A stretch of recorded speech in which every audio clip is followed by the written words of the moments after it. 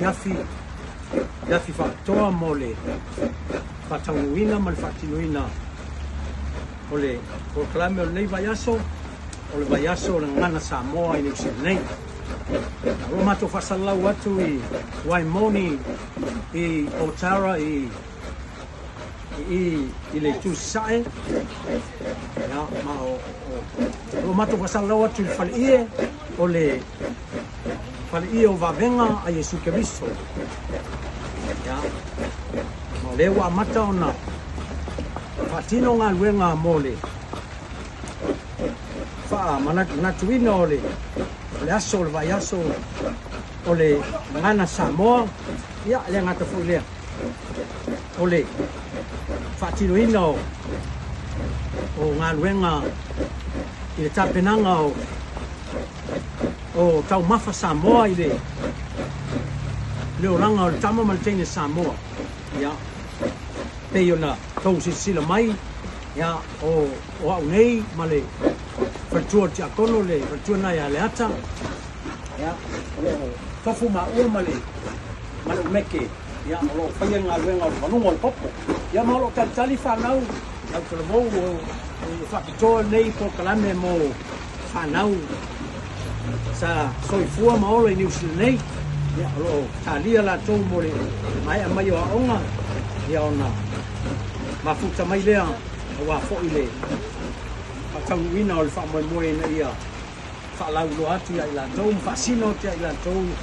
ia le whaatinoina o mea o le whainga o ngā oioinga ma ngā senga o le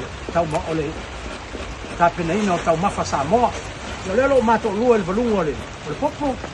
ia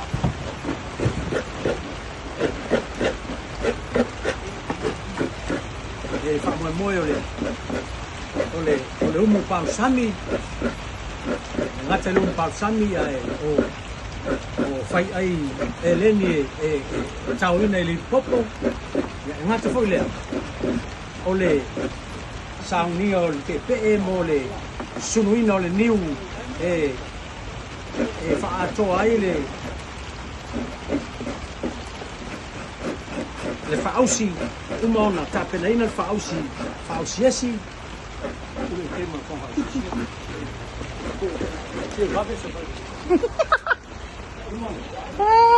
tapenaina le whaausi esi ya uma tiki o wapu ya toela o toloina o na niu ya ya ma saunia le pepe wa whaatinuina o le niu sunu ya mo le whaausi esi ngata pui lea o loto sila mai lunga laulau ya lo ya ia mata ia ya o sauni foi mo le tauina i le o ngā umu po le umu Samoa lelo te pena ina le umu Samoa i le sunga i le pulo le company ma losi i le kaperinga o le tato umu sunga ya Smith sunga tia kono o keina o ieta sunga ya Taimali e James o kapinaina o le suavai leo le a pusa le suavai ia ma whaawau e loa le tapenanga ia whaatinuina ai le nei fwoi fiafo ma manatu lava o la vea nei fiafe sa fiafi pai o sila mai o Samoa moni ia lea ua o whaatino atu tatou ngā luenga lea la whaatinuina o le sauniungia o tau mafa Samoa ia lea ua penaina le nei fiafi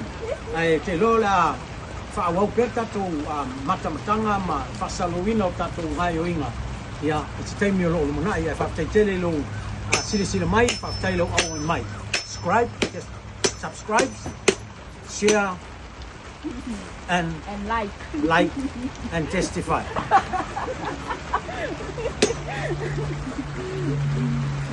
Malo soy